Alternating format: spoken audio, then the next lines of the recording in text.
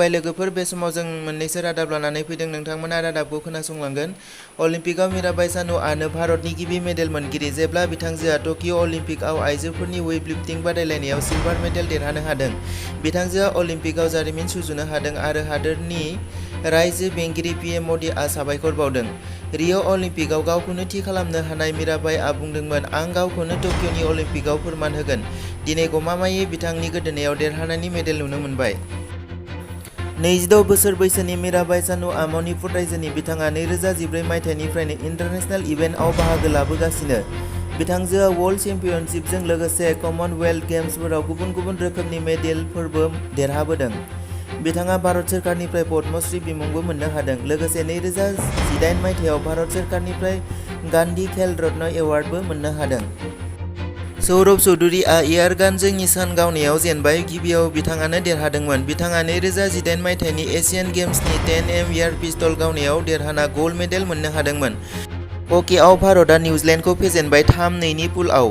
हकीआव देरहानाय भारतनि हिर' हरमनप्रीत सिं आरो रुपिन्दर पाल सिं बिसोरनि मादाव मोनथाम स्कर खालामदों।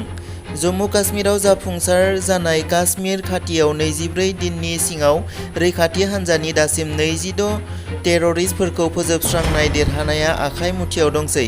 बिसोरनि मादाव 24 जन टेररिस्टफोरखौ मोनजि गुबुन गुबुन इनकाउन्टारआव काश्मीर खाथियाव गावख्लायनाय जाबाय।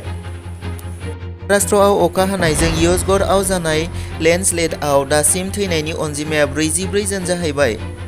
मालवेआव दैजों लोमफबनानै दं। दासिम अपारेसन सोलिगासिनो।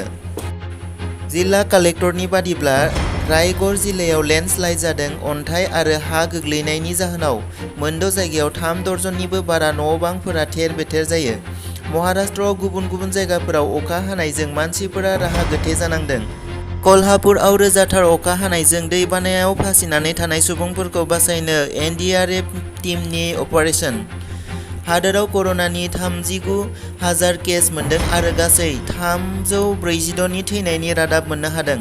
थांनाय 24 रिंगायाव 97% कर'ना रिकभारि रेट आरो दासिम 4 लाखनिबो बारा सुबुंफ्रा एक्टिभ केसआव दं।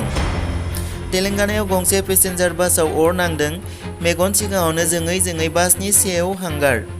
बासआव गासै 29 सुबुंफ्रा दंमोन। साफ्रोमखौबो गारिनिफ्राय रैखाथिजों बोख्लायो।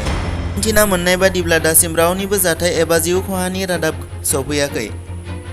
चाइनायाव जानाय गिख्रंथाव दैबानायाव दासिम सा 51 नि थैनायनि रादाब आरो दासिम मानसिफोरखौ दैबानानिफ्राय बासायनो राहा लागासिनो दङ।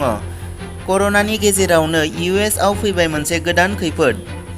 फांगाल इनफेक्सननि गाग्लोबनायाव आमेरिकाया राहा गोथे, जेराव बे बेरामनि थाखाय एन्टि-फांगाल दावाइजोंबो खामानि होयैखौ नुनो मोन्दों आरो रादाबनि गेजेरजों मोनथिनो मोन्दों। तामुलपुर मेडिकेल कलेज हस्पिटालनि फाउन्डेसन स्ट'नआव दिनै इउनियन हम मिनिस्टार श्री अमित शाहआ बेखेवगोन, जेराव बिटिआर हालामाव मोनसे गोख्रै जौगानायनि लामायाव थांगासिनो दं, जेराव बेनि सिगां माब्लाबाबो जाफेराखै होनना बुंदों बिथां बिटिआर चिफ प्रमद बर'आ। नोंथांमोना जोंनि चेनेलखौ नायदोंब्ला अन्नानै साबस्क्राइब खालामदो आरो भिडिअखौ शेयार खालामनानै होदो। एसेनोसै, गोजोन्थों।